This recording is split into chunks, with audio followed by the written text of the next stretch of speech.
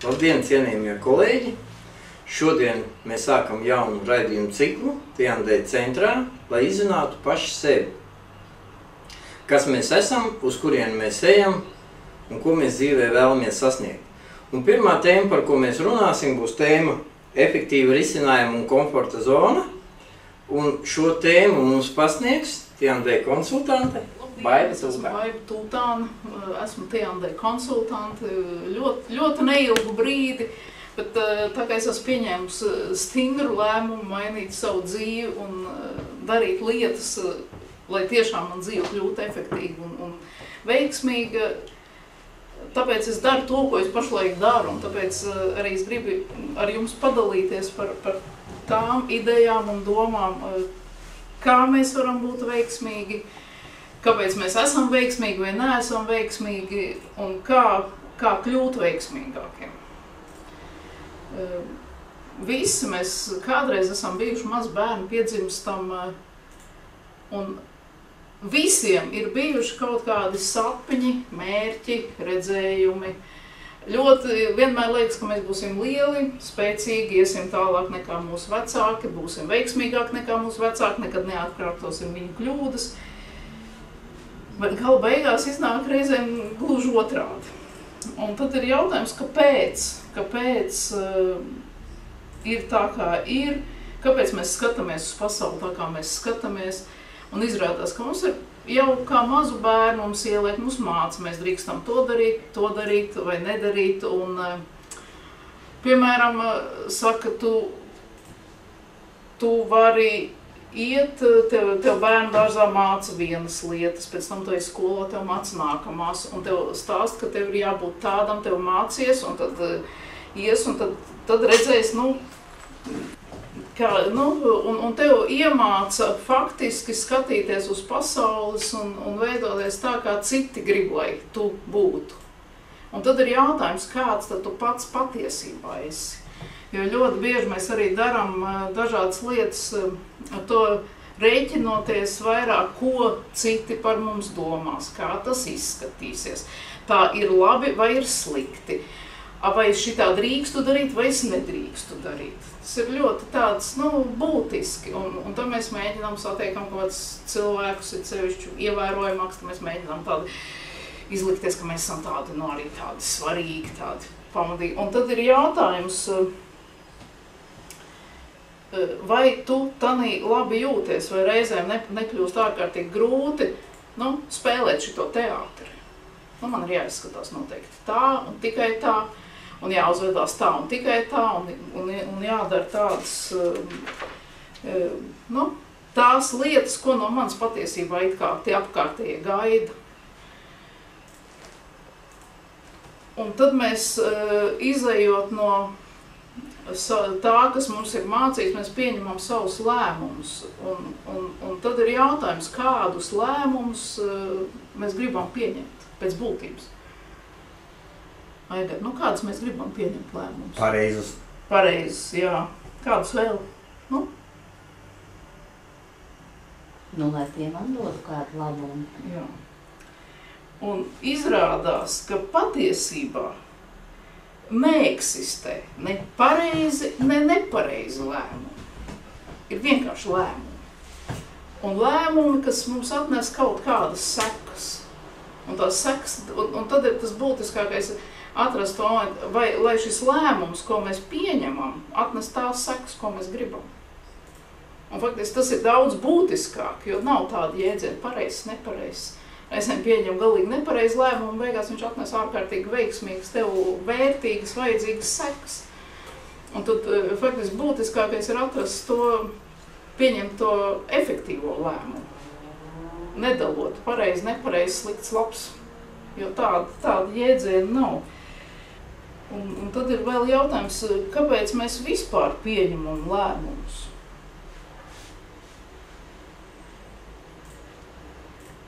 Es varētu arī nepieņemt. Var arī nepieņemt, var tā plidināties un tā īsti, kaut gan tas arī ir lēmums neko nedarīt.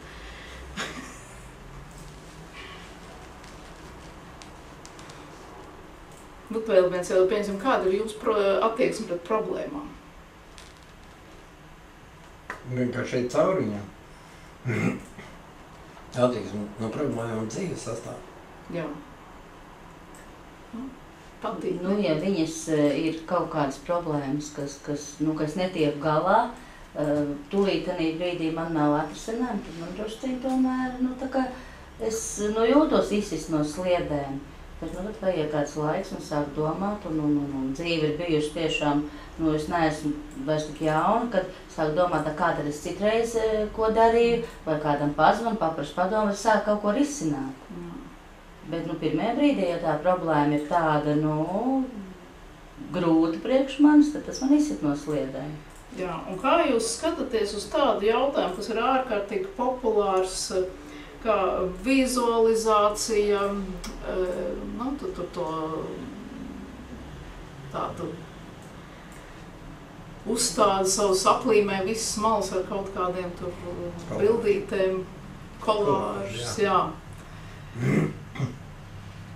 Ļoti perspektīvi. Man, piemēram, tas patīk, tas man palīdz koncentrēties uz kurien ceļu.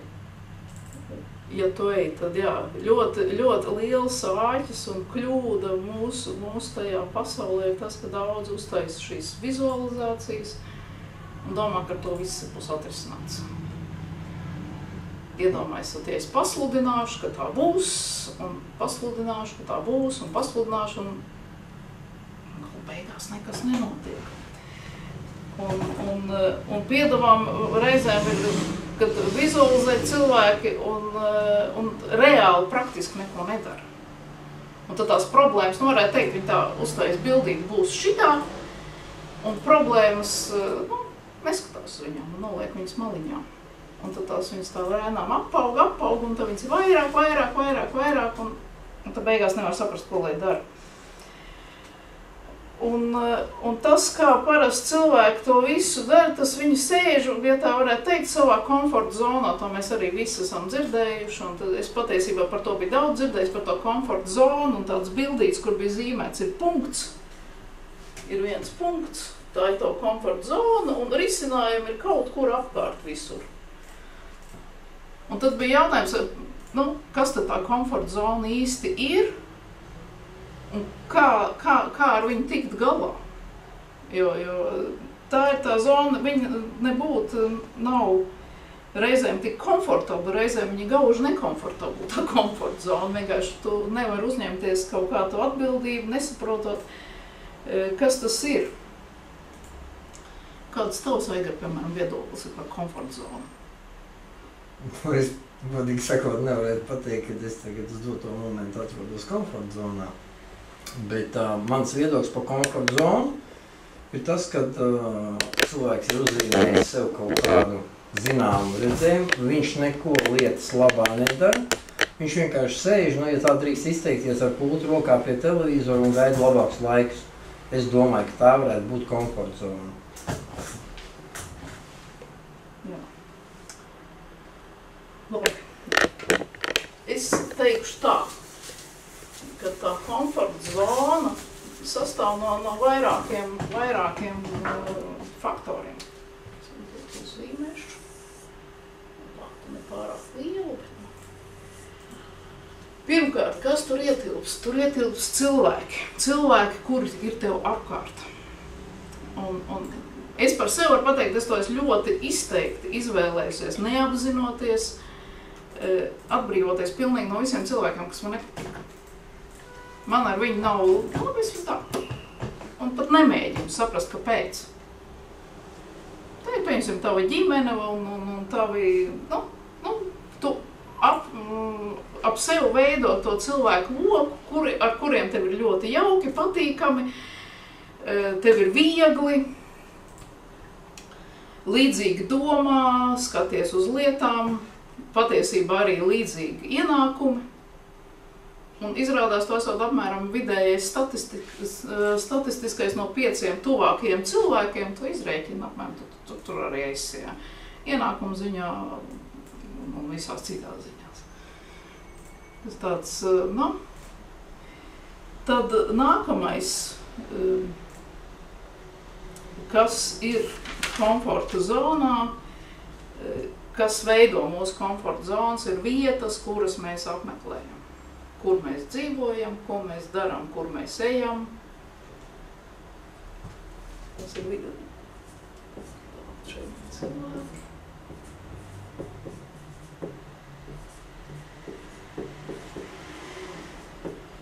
Piemēram, mēs pārsvarā ejam uz veikaliem, uz tiem, kurus mēs zinām. Nu, reti, kad, un jo tālāk, jo izteiktāk tas ir.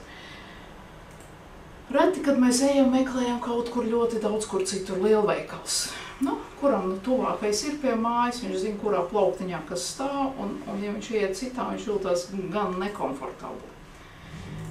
Kafejnīcas, pat kinoteātri, nu, vienalga, ka mums ir iebraukt, vai braucam ciemot, vai braucam, pieņemsim, uz Jūrmalu, braucam konkrētu staciju, konkrētu vietu, kur mēs visu zinām. Piekrītat? Nu, tādas, nu, un pat neapzināmies pat ļoti bieži, ka mēs esam faktiski, jo lai ietu kaut kur citur, kaut ko meklēt, ir tomēr jāpieliek spēks, ir jādomā, nu, jūties tā netik labi. Un tu mierīgi sēdi un ej tur, kur esi pieradis, kas iet uz darbu. Jā, viņam tur nepatīk.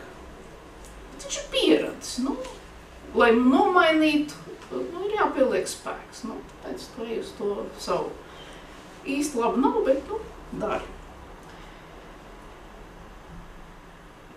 Tad, piemēram, ļoti izteikti tās vietas ir reizēm, kad tu kaut kur brauc regulāri uz kaut kuriem. Tu perfekti brauc pa vienu taciņu, ar vieniem transporta līdzekļiem, ar kaut kādiem, ja ar mašīnu brauc, tad reizēm tu autopilotu aizbrauc vai nogriezies un pēc tam brīnies, kāpēc tu esi aizbraucis atkal par to pašu taciņu. Tā. Nākamā lieta, kas veido mūsu komforta zonu, ir darbības. Tas, ko mēs darām.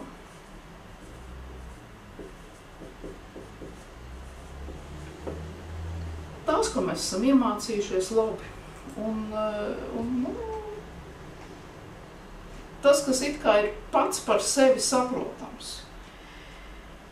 Tu, ko tu māki un tev ir ērti, un ir ļoti grūti sev piespiest darīt kaut ko citu, patiesībā. Nu, pieņemsim, kurš ir domājis kaut ko uzsākt, pieņemsim, jaunu valodu mācīties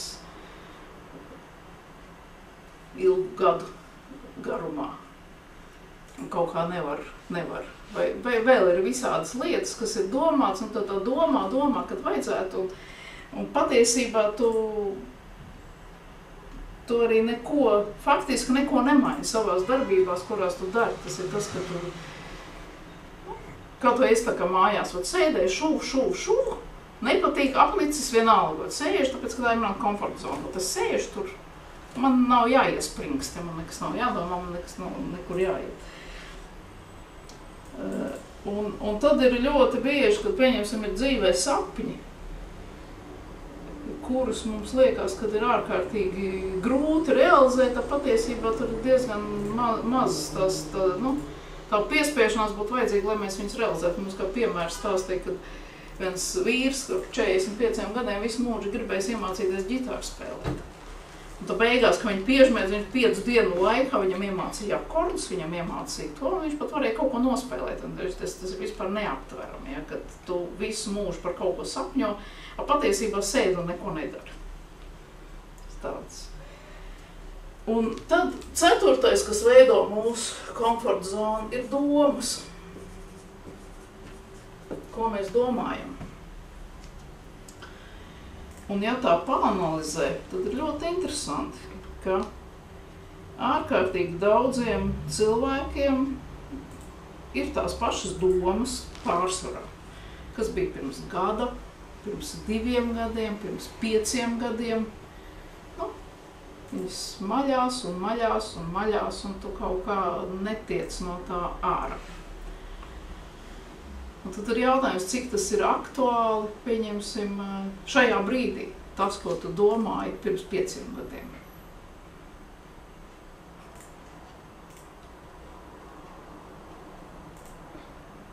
Kā tu domā, Igor? Nu, ja tagad jāskatās, ko es domāju, vārdi tiešām nozīmē pirms 5 gadiem, tad es domāju par jaunu biznesu, tikai es nezināju, uz kurien iet. Jā. Tad tagad es varu teikt, ka es jau esmu.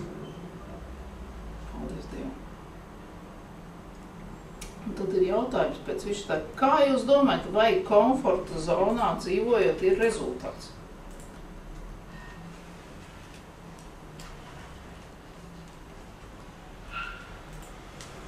Ja jāsaka pēc sevis, tad es domāju, ka nē, un ja ir, tad tas ir kaut kāds vienmuļš. Jā, pilnīgi pareizi. Rezultāts ir, bet viņš, nekas tur tāds nav, un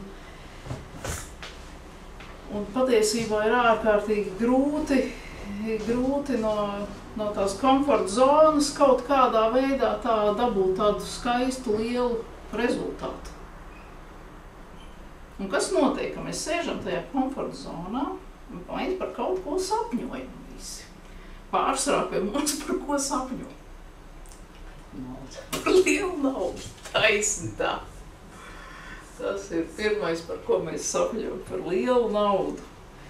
Un mēs sapņojam, ka mēs varētu darīt šito un to, un tāpēc kaut kādu laiku pelnīt lielu naudu. Ja? Un tad kaut par šo jautājumu arī runāt, cik reizes mēs esam sapņojuši N gadu garumā par to, ka varētu pelnīt lielu naudu. Vai ne? Jā.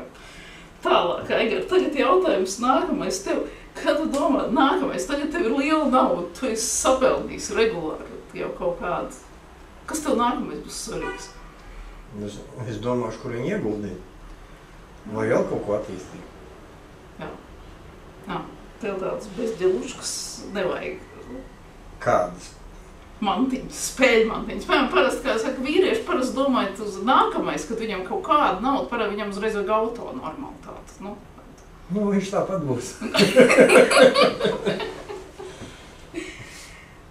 Lūk, labi, pieņemsim. Es arī gribu auto. Inesī, tu gribi auto? Protams. Labi. Mēs braukāsim pa prezentācijām. Ar autobusu. Ar autobusu nebraukāsim. Tagad te mums parādās. Vai? Izbišķiņ sanāca tas auto. Kas tas jauns modelis? Es arī gribētu teikt, tas jauns nākotnes auto. Tagad mums ir auto, tad mēs nākamais sapņojam pārsvarā par normālu dzīvesvietu, par māju, par vietu. Normāli parādīt. Kā tā, jā. Vajag māju. Mums ir māja. Jā. Un tad patiesībā, tad vajag mājā, ko tad vajag labas attiecības, vai ne, perfekts. Tas ir tas, ko pārsvarā, tā kopumā ņemot, par ko varētu sapņot cilvēki. Viņas vienmēr ir attīstības procesā. Ko lūdzu? Viņas vienmēr ir attīstības procesā. Jā, bet tas tā, tas ir, tu sēdi smuki šinī komforta zonā un sapņo par visu to, kas tev tur varētu būt un cik skaisti tas būs, vai ne, tā, ka tu sapelnīsi. Runiet tikai pa Latviju, jā? Nav svarīgi. Okay. Nav, pilnīgi nav svarīgi, bet ir runa pašlaik par to, ka tu kaut kur sēdi savā tanī oliņā un sapņo. Un tad ir jautājums, ko tu darīsi tālāk? Tieši nākošo valsti. Jā. Un tad tu tā sēdi, un tad tu domā, ka tev ir jātiek no tās komforta zonas kaut kā ārā, vai ne? Pareizi. Lūk, un tad sākās tādi joki, ka tu tagad atrod biznesu, un tu ej ārā no savas komforta zonas un dodies pelnīt naudu, vai māju, vai mašīnu, vienalga ko. Un kas notiek? Un tad ir ļoti interesanti, tad parādās pirmie parazīti visā šī pasākumā. Tādi, piemēram, kā nepārliecinātība. Varbūt es esmu sasapņojies, varbūt man nesanāks, varbūt es kaut kā ne tā, varbūt man liekas, ka man kaut kāda putniņa galvā. Un tu sāc šaubīties, tu pieņemsim, es izdomāju, kā es tagad iešu, kaut vai tagad taisīšu prezentācijas, aicināšu cilvēkus, un tik būs. Un tad tu no rīta piecelies, un tad tev jāsāk reāli darīt. Pamošu, ka nevajag. Varbūt, ka tomēr nē. Un tu tā padomā, tu ielien apakaļ. Un sēdi tālāk un domā, vai ne? Tā, smuki. Labi. Pieņemsim gadījums, ja tu esi ticis ārā no šitā te pirmā, kad tu tam esi ticis pār to eju un tālāk. Iestājās nākamais tāds bailes, ko citi teiks. Es tagad šitā te uzvedīšos, ko man citi teiks. Bailes no tāda, ko citi teiks, ko viņi padomās, kā. Vai vēl labāks gadījums, tu pastāsti, pieņemsim saviem tuvajiem, vai tagad es darīšu šitā, un tagad ciešu un pelnīšu un strādāšu, un tu taču esi galīgi traks, tev nekas neizdosies, ko tu sprēgā, tu sēdi mājās, un tu, kā man ir ļoti daudz teikšu, tu sēdi un šuj, kur tu iesi, kāpēc tu taisies kaut kur vazāties apēr, priekš kam tev tik labi sanāk, sēdi un dzīvo tur, kur tu esi. Un tad tu tā padomā, un tad sēdi tālāk, vai ne?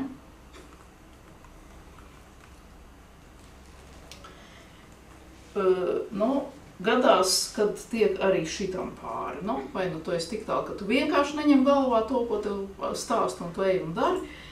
Un tad iestājās trešais moments. Bailes, ka tev nesanāks. Bailes no neveiksmes. Tavas iekšējās bailes. Kā tas tagad būs? Es tagad iešu, es tagad darīšu kaut ko citu. Vai es nepazaudēšu to, ko jau es esmu sastrādājis, kas man jau ir, un kā tas tā tagad būs. Kā es tāvat iziešu, un kā tas tagad būs, kad, ja man neiznāk, un ja man nekas, ja tur tas viss, varbūt labāk nevajag, un tad tu atkal paņem pamēģināji, un atkal ielien apakaļ, sēdi un domā tālāk. Un tad pēdējais no šiem parazītiem, kas traucē tev iet uz priekšu un virzīties, tas ir pavisam vienkārši, tas ir vienkārši slinkums.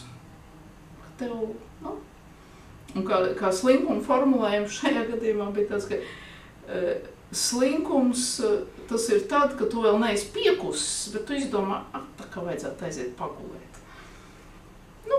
Šodien nē, ja, es rīt vai parīt sākšu darīt, šodien vēl nē, šodien es mierīgi atpūtīšos.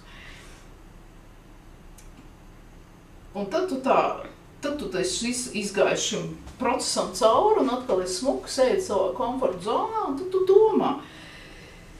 Kādu brīdi sēdi un tad tu domā, bet es taču esmu cienīgs, es taču varu, atkal, man sanāks, viss būs labi, jāiet un jādara. Un tad tu dodies nākamo reizi ārā. Un tādā brīdī, kad tu izēji atkal ārā, un tagad tu saņemsi spēku, un tagad tu ies un uzvarēsi, un tagad viss būs labi. Un tad tu izēji ārā, tev ir parazīti jau tur stāv. Sveiki, mēs tev jau gaidījām, mēs esam šeit. Un sākas viss process no gala. Un vistrakākais visā šajā lietā ir tas, kad ja tu to izdari vienreiz un atkal ielien atpakaļ, un tu atkal izēji ārā, un atkal ielien atpakaļ, un atkal izēji ārā.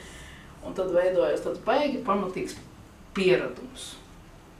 Kad tu vienkārši tā dari, tu tā sasprējies, sasprojies, kaut ko padari, un hops un apakaļ. Un tas patiesībā ir pats briesmīgākais. Tā arī var tikt vaļā, bet tas ir faktiski tā ļoti briesmīga lieta, ko es domāju, ko vismaz es 100 punktu saskārusies, kad ir viss kaut ko dara, un tad atkal nedara, un nedara. Un tas ir tas, ka nav tāda, pirmkārt, es nezināju, ka tā tas ir, ka tas tā strādā. Reāli es to nezinu. It kā tu tā intuitīvi jūti, bet tu nezini, kā to mehānismu, kas notiek. Nekontrolē īsti sevi, un to varētu salīdzināt apmēram tā, ka tu esi tāds baigais krutais autiņš, ka tu vienlaicīgi, tu brauc uz spied vienlaicīgi uz šito te gāzi un uz bremzi, ja. Un patiesībā nekas nenotiek, ja? Jo mēs visi esam ļoti spējīgi. Reāli mēs visi ļoti spējīgi esam, tāpēc, ka cilvēks vispār kaut kāds 2% apmēram no savām spējām izmanto. tad, nu, un kā var tā pasmieties, ka, nu, ja tev galīgi pat kaut kas panesās tavā biznesā, bet tev vēl ir rezervas prāts norot roķeni, ja? Lai atkal ielīst atpakaļ tur un pasēdēt un padomāt. Nu, un lai visu, bet, nu, tas labais ir tas, ka patiesībā ar visu šito var tikt galā tikai pirmkārt. Kad smīji? Viss kārtībā. Es pa savam. Jā. Man savi. Nu jā. Un ar šito visu var tikt galā. Un patiesībā pirmais un būtiskākais ir jāpieņem lēmums, ka tu tiešām vēlies ar to tikt galā. Un tad ir jautājums, kas ir jādara? Nu, kas ir tas galvenais instruments, lai tiktu no šitā te? Kā tu domā? Kā es domāju? Jā. Nu, par cik tas, ko es domāju, neeksistē, tad manā ziņā tas ir lēmums. Tas ir vienkārši lēmums. Pieņemt lēmumu, un tad intensīvi iet, mācīties, vai ne? Jā, tieši. Jā. Nu, tad es uzzīmēšu vienu citu bildīti par mācīšanos. To es arī biju dzirdējis ļoti sen, un patiesībā tas droši vien tā arī ir, jo to saka visi gudri un veiksmīgi cilvēki, kad pati būtiskākā lieta, kur tev ir jāiegulda, tas ir tavs zināšanas. Pirmais un būtiskākais ir tas, lai tu attīstītu sevi. Lūk, un tad ir tā, ka tu iegūsti zināšanas,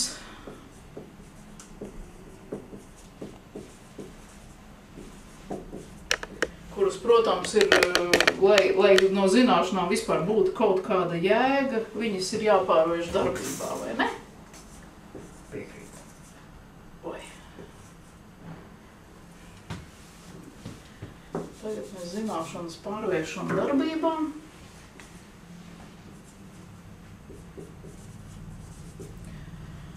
Un tad mēs varam sasniegt kaut kādu rezultātu. Un tad bija jautājums, kad mēs sasniedzam labus rezultātus?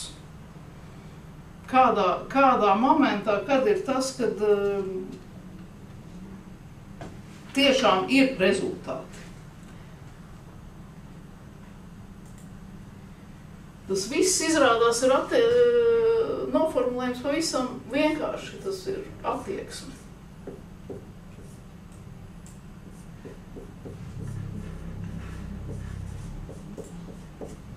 Tas viss ir tava attieksme pret zināšanām un pret darbību. Ja tu nopietni attiecies pret to, ko tu dari, ar pilnu atbildību, ja tu pieņem lēmumu, es to daru un es to daru, uz tādu mērķi, man tas ir jāizdara, un es to izdaru. Visā, ko mēs darām. Tad arī iznāk. Tad ir gan tas, un tad tas iet un pariņķi, un mēs atkal papildinām zināšanas, daram un darbojamies ar nopietnu attieksmi un notiek. Nu, un tad viss notiek. Jo cita varianta patiesībā nav. Un kāpjam pāri, tas ir diskomforts tā uzvesties. Jo, ja mums ir nopietna attieksme, tad mums ir atbildība, tad mums ir godīgums un viss pārējais, jo nu, tad vairs tā nevar. Un tā, es šito laikam pamēģināšu. Cik man ir minūtes jau?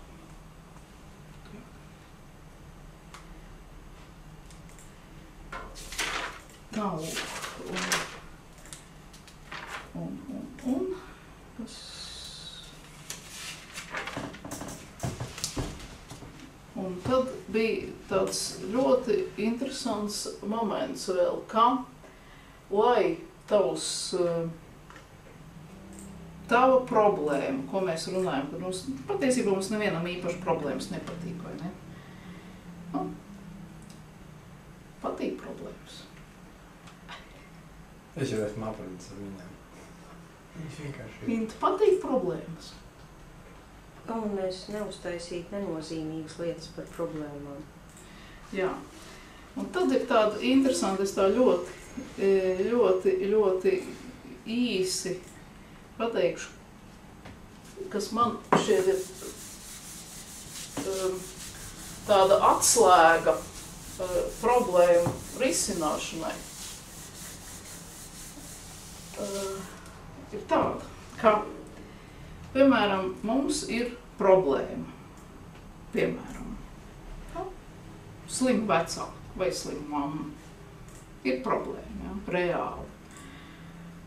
Un ir otra problēma. Mums nav naudas, ko palīdzēt. Mēs gribam, ļoti gribam. Nu, nav viņas, vai nav kaut kādas, nu, nav. Un ko mēs izdaram? Iznāk tā, ka no vienas puses ir, pieņemsim, tā slimība, un no otras puses tikpat spēcīgi ir pretī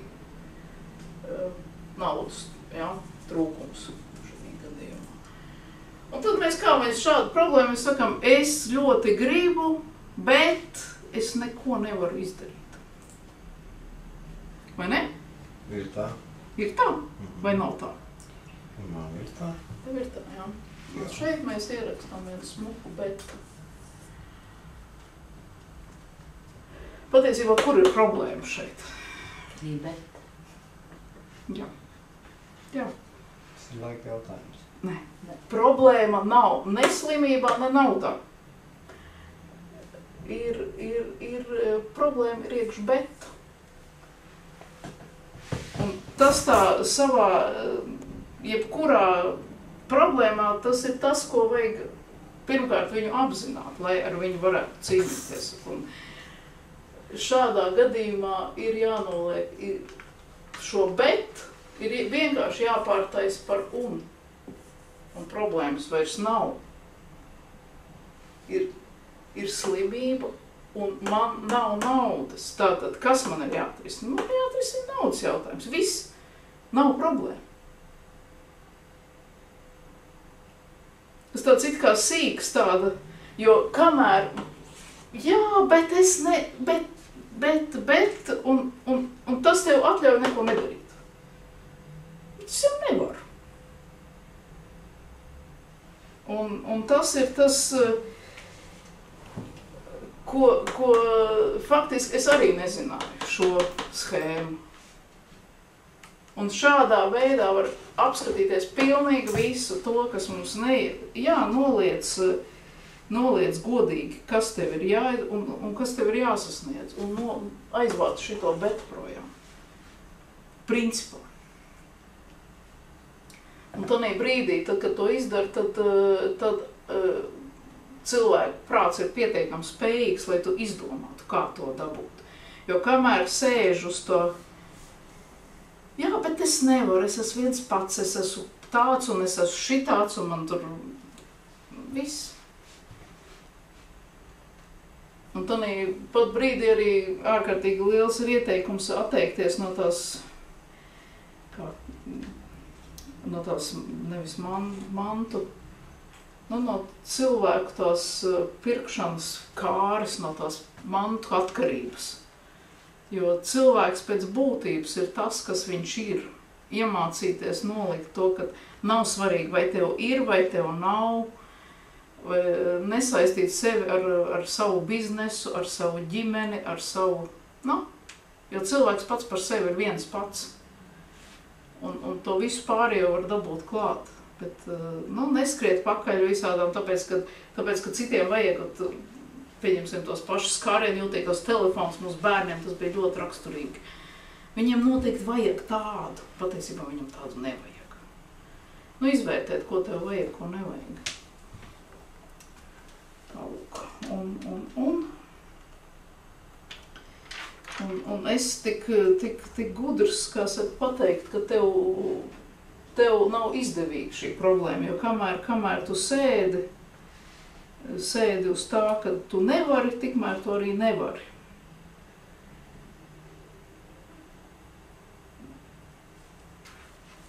Un problēmu risināšanā ir vēlams ieraudzīt šo problēmu, noformulēt un nomainīt šo bet pret un. Ja kāds saka, ka viņš nevar tikt galā ar problēmu, tad patiesībā vai nu viņš negrib, tas ir visdrīzāk, vai domā, ka nevar. Jo pašlaik nevar, pie mums ir tāds, pie pašreizējā informācijas daudzuma, ja tā ritīgi iesprings, tad var atrast gan informāciju, gan iespējas, gan variantus. Vajag tik sākt darīt, kā saka, vajag spērt to pirmo soli, un tas nākamais atnāks pēc tam automātiski atvērsies.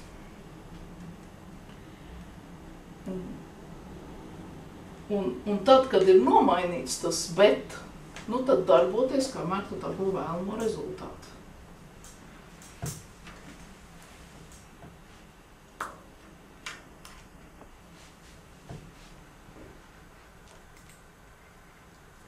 Tā. Un tad tādas dažas tēzes par to, lai dzīvē pēc iespējas mazāk rastos problēmu un vairāk iespēju.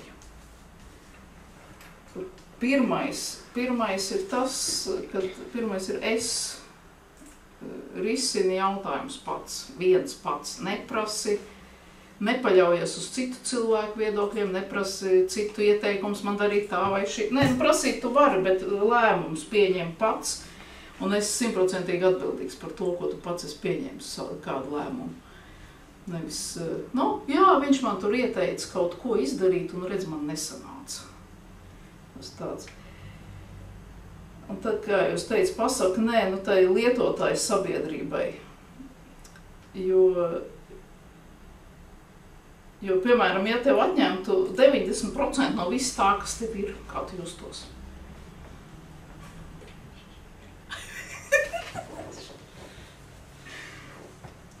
Mantu ziņā.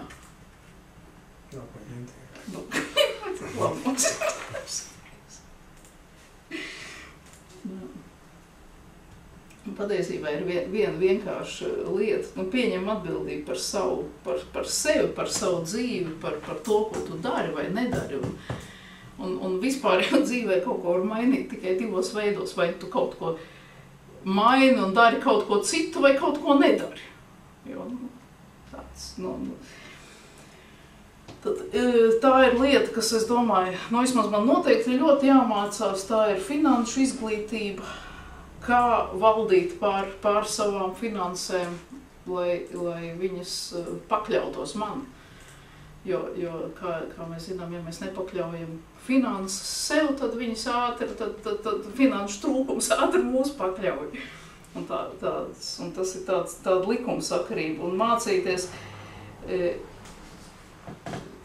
veidot savas finanses, vairot un organizēt viņas. Un lietot pareizi. Tas ir tāds, tur ir, protams, zināšanas, pieredze un darbība. Un kā viens no pamat tādiem tur ir investē savā izglītībā. Vienkārši mācies. Mācies pielieto praksē, mācies ej uz priekšu un dari. Un tad ir vēl tāda lieta, kad pacel savu to dzīves, to latiņu augstāk. Vienkārši apzināti izdomā, kādā līmenī tu gribi dzīvot, un tad sāc dzīvot, tas ir grūti. Bet tas arī ir tas, kas prasa iziet no tās komforta zonas ārā un darīt kaut ko citu.